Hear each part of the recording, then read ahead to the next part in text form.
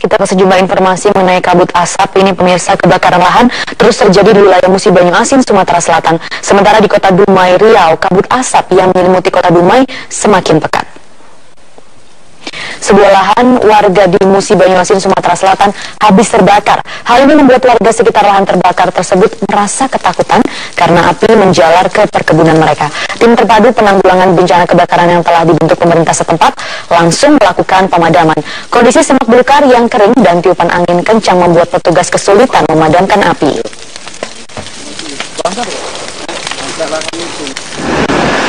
Sementara itu di kota Dumai, Riau, kondisi kabut asap yang disebabkan kebakaran lahan semakin parah.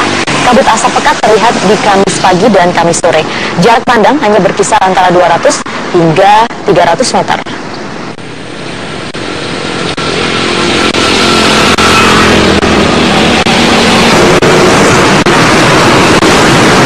Kondisi kabut asap semakin mengkhawatirkan. Di kota Pekanbaru, Riau, kabut asap tebal masih terlihat. Bahkan ini di Palembang sejumlah sekolah mengurangi jam belajarnya.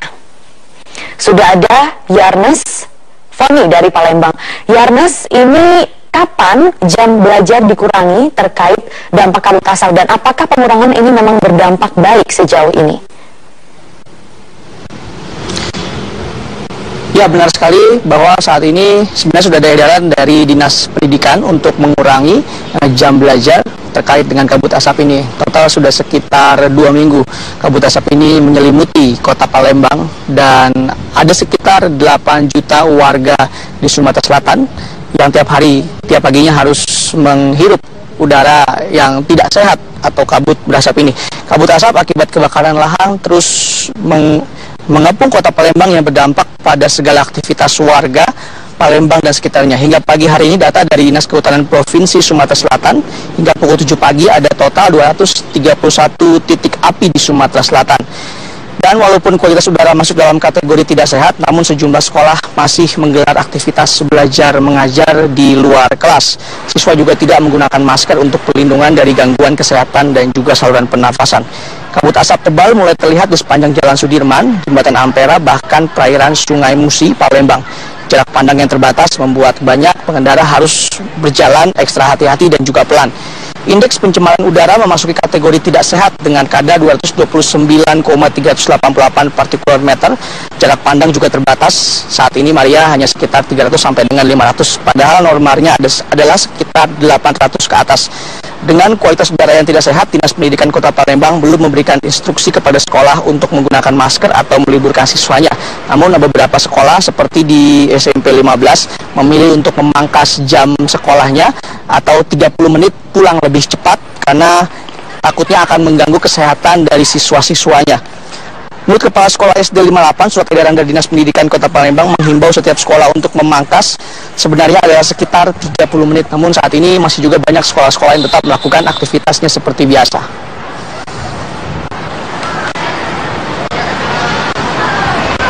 Maria. Yarnas Foni, terima kasih untuk informasinya langsung dari Palembang. Pemirsa, kondisi kabut asap di sejumlah wilayah sudah mencapai tingkat berbahaya. Kebakaran hutan dan lahan kali ini bahkan disebut lebih parah dibanding tahun 2014. Selain dampak dari musim kemarau yang masih terus berlangsung, pemerintah sendiri mengakui bahwa kebakaran banyak terjadi karena unsur kesengajaan. Titik api di sejumlah wilayah di Indonesia terus bertambah. Berdasarkan data BMKG dari pantauan satelit Modis-Terra Aqua, jumlah titik api semakin bertambah baik di Pulau Sumatera, Kalimantan, dan Indonesia bagian timur.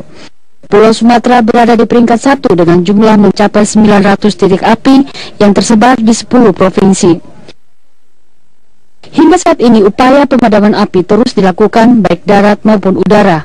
Selain sulitnya menjangkau titik api, keterbatasan alat, sulitnya memperoleh air, dan tiupan angin kencang menjadi hambatan utama. Kita sudah lakukan semua hal yang harus dilakukan. Peringatan sejak dini, waterbombing sebelum musim kemarau, teknologi modifikasi cuaca. Tapi alam memang berat. Masih juga terbakar. Untuk zero, saya mohon maaf, tidak tercapai. Kebakaran hutan dan lahan kali ini bahkan disebut lebih parah dibanding tahun 2014. Pemerintah sendiri mengakui bahwa kebakaran banyak terjadi karena unsur kesengajaan. Memang sangat disayangkan, ternyata hampir semua kebakarannya itu akibat manusia, akibat aktivitas di masyarakat. Kebakaran hutan dan lahan hampir setiap tahun terjadi di wilayah yang sama. Dampaknya telah mengancam kesehatan warga dan juga mengakibatkan terhentinya aktivitas perekonomian, khususnya di bidang transportasi.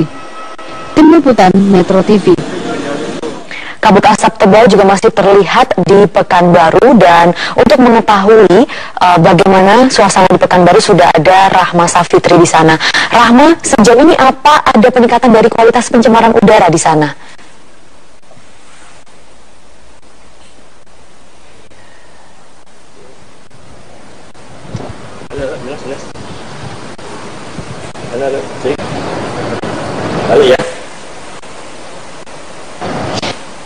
Dalam 4 hari terakhir ini memang selalu terjadi peningkatan dari status pencemaran udara di kota Pekanbaru, dan memang ini tidak hanya terlihat melalui kasat mata tetapi juga terlihat menggunakan indikator indeks standar pencemaran udara yang terpampang di kota Pekanbaru, di mana status pencemaran udara sejak kemarin sore hingga pada pagi ini menunjukkan status berbahaya, dan status ini merupakan status terparah sepanjang tahun 2015. Hal ini tentunya mengancam kesehatan warga di kota Pekanbaru, termasuk saat ini saya dan juga warga lainnya juga dihimbau untuk tetap menggunakan masker saat beraktivitas di luar ruangan.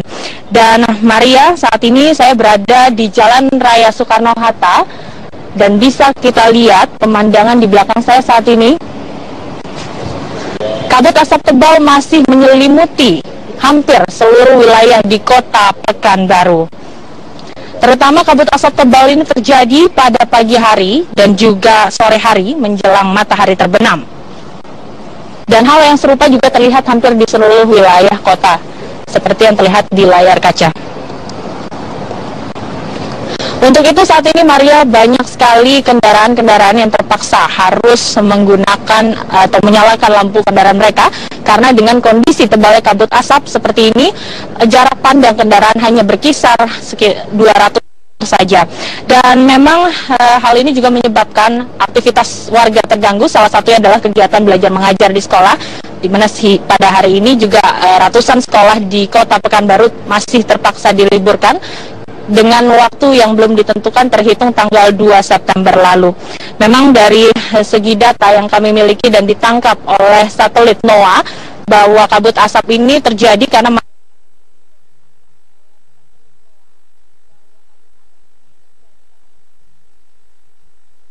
lalu ada 10 titik hotspot di Provinsi Riau, di mana 10 titik hotspot ini masih ditemukan seperti di Kabupaten Indragiri Hilir dan Indragiri Hilir.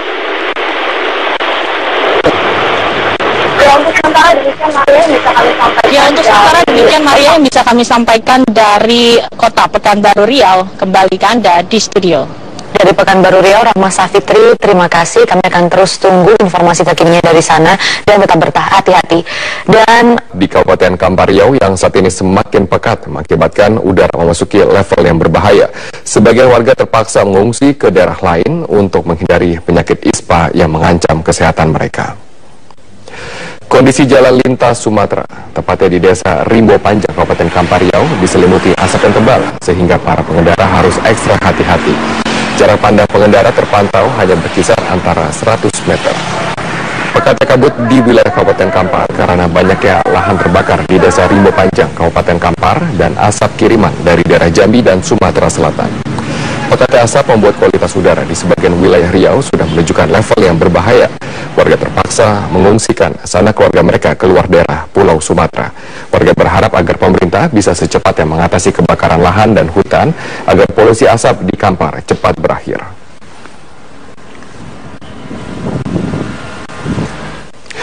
...22,6 juta penduduk Sumatera dan 3 juta penduduk di Pulau Kalimantan masih harus menanggung asap akibat kebakaran hutan yang masih terjadi. Menurut Deputi Penanganan Darurat BNPB Tri Budiarto, ada 6 provinsi yang sudah mengalami darurat asap, yaitu Provinsi Riau, Jambi, Sumatera Selatan, Kalimantan Barat, Kalimantan Tengah, dan Kalimantan Selatan. Hingga kini BNPB dibantu oleh BPBD, Polri, TNI, serta masyarakat yang peduli api telah berupaya untuk memadamkan titik-titik api dengan melakukan waterbombing dan rekayasa cuaca.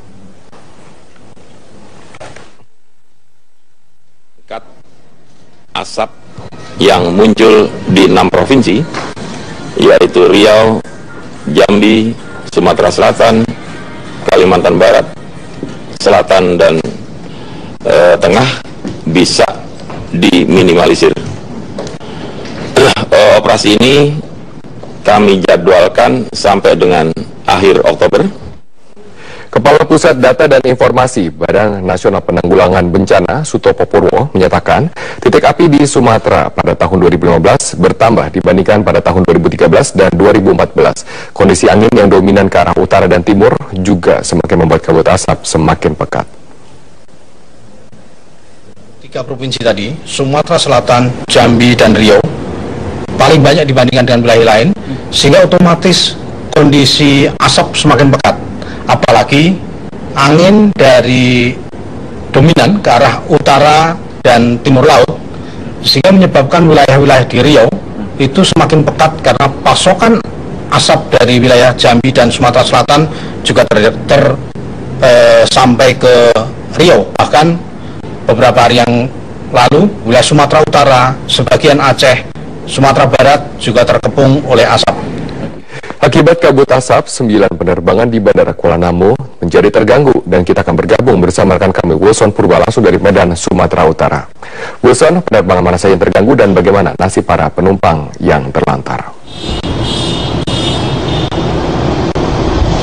Ya, Robert, di Bandara Kuala Namu dari sejak pagi tadi ada 9 penerbangan yang terganggu.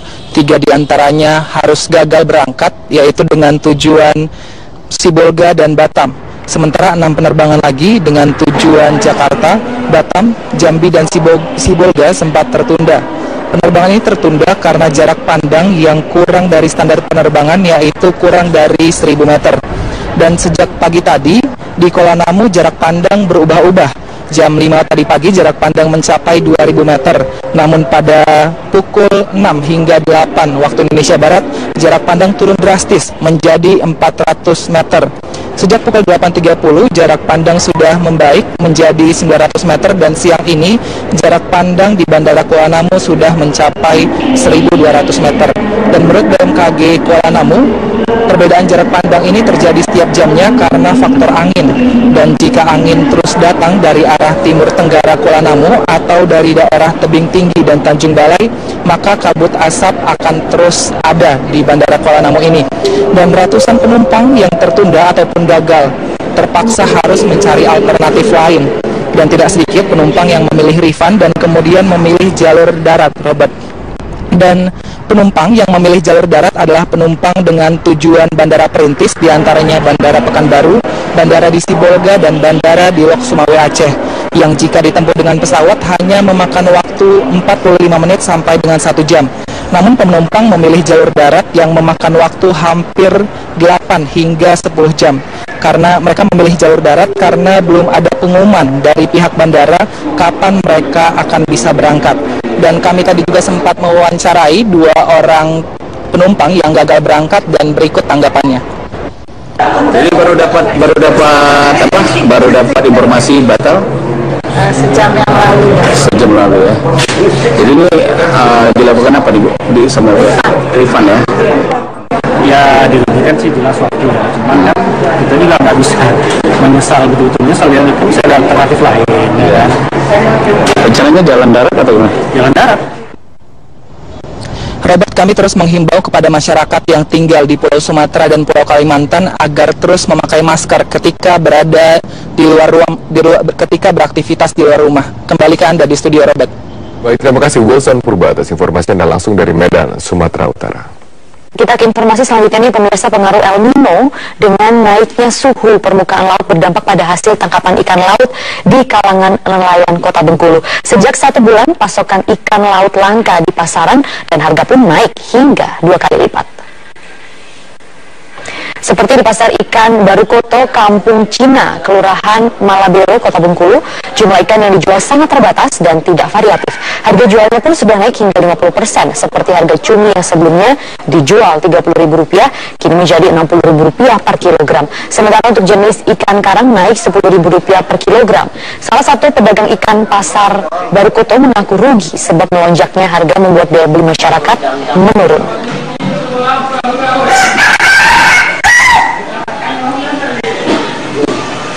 Phoenix, oke.